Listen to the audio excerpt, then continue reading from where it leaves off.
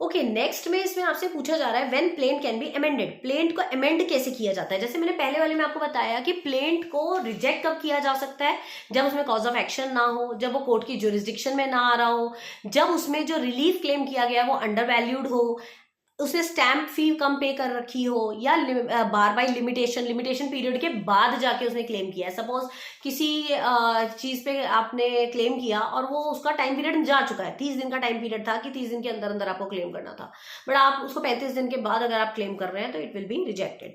But plaint को amend भी किया जा सकता है with the permission of court, अगर कोर्ट चाहेगी तो आप प्लेंट को अमेंड भी कर सकते हैं।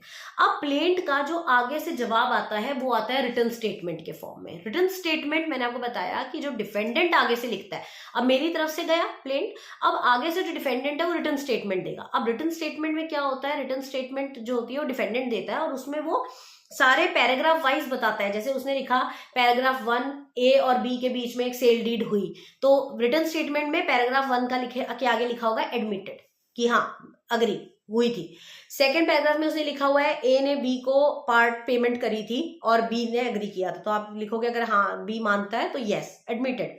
सी में उसने लिखा कि वो पार्ट पेमेंट देने के बाद बी जो है बाकी की पेमेंट देने से मुकर गया, तो वहां वो लिखे, अगर नहीं मानता है इस बात को तो वो लिखेगा not admitted, para 3 not admitted. तो रिटर्न स्टेटमेंट का फॉर्मेट ये होता है कि वो प्लेंट के आगे से जो जवाब देगा वो पैराग्राफ वाइज ही देगा और हर पैराग्राफ के आगे वो एडमिटेड नॉट एडमिटेड लिखेगा कि हाँ मैं ये मानता हूं, मैं ये नहीं मानता हूं। और ये सब करने के बाद अगर उसको कुछ और एडिशनल चीजें ऐड करनी है, अगर उसको लगता है कि ये सब होने के बाद मुझे कुछ अपनी भी चीजें इसके अंदर ऐड ऑन करनी है, then it will be called as replication. जब रिटन स्टेटमेंट में चीजें और ऐड हो जाती हैं और आगे से क्रॉस चीजें पूछी जाती हैं प्लेंटिफ से दोबारा, तो उसको कहा जाता है आपका रेप्लिकेशन। तो रेप्लिकेशन क्या है, replication is reply of plaint in form of written statement with some new facts. तो आपसे कई बार 4 नंबर के शॉर्ट नोट में रेप्लिकेशन का मीनिंग पूछ लिया जाता है, तो आप बोलेंगे replication is the third stage. पहली प्लेंट हो गई, दूसरी रिटन स्टेटमेंट हो गई, तीसरी स्टेज रेप्लिकेशन की होती है। जब रिटन स्टेटमेंट तो इंसान दे रहा है तो इसका मतलब मैं ये मान रहा हूं, मैं ये नहीं मान रहा, बट जब उसमें नए फैक्ट्स आ जाते हैं, जब रिटन स्टेटमेंट में न्यू फैक्ट्स डाल के दोबारा से प्लेंटिफ को लिखा जाता है, तो उसको आप कहेंगे रेप्लिकेशन। तो replication is the third stage and fourth is rejoinder. Rejoinder के बारे में हम बाद में बात करेंगे। चौथी स्टेज होती है रीजॉइंडर की, कि जब प्लेंटिफ की तरफ से आगे से दोबारा से रिप्लाई आता है तो उसको हम रीजॉइंडर कहते हैं।